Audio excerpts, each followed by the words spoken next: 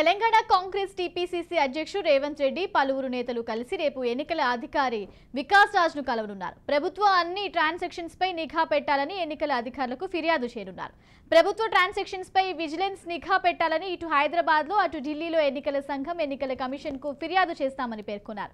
కేసీఆర్ ఓటమి భయంతో రైతు బంధు నిధులను ఇతర మార్గాలకు మళ్లిస్తున్నారని ఫిర్యాదు చేస్తామన్నారు. కమిషన్ల కోసం రైతు బంధు నిధులు కాంట్రాక్టర్లకు ఇచ్చారని ఫైర్ అయ్యారు.